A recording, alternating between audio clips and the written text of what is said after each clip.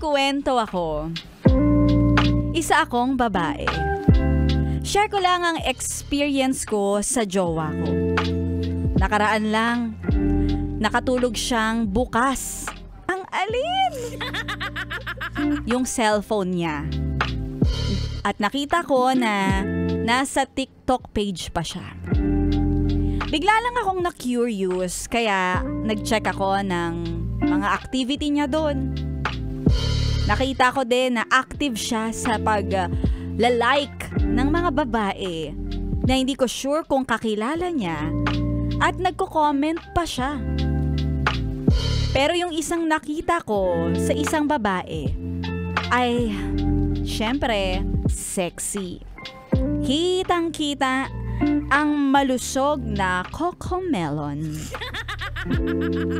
Nag-comment pa yung boyfriend ko. Ang sabi pa niya, uy, pang-cuddles. Nakita ko rin yung date kung kailan kinoment niya yon at matagal na rin dahil lumipas na ang mga 2 at 3 buwan. Nag-iba bigla tuloy yung tingin ko dun sa boyfriend ko na parang suddenly na-realize ko na hindi ko siya pwedeng pagkatiwalaan ng buo. Na-trigger pa yung insecurity ko dahil para akong, alam mo na, parang otap sa pagka-flat. Tapos itong mga ginugusto-gusto ng jowa ko ay mga malulusog, nagapapaya ang laki.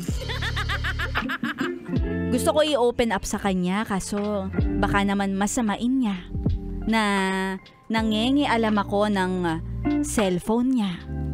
Sasarilinin ko na lang ba o kukumprontahin ko siya? Baka naman ako kasi ang lumabas na masama.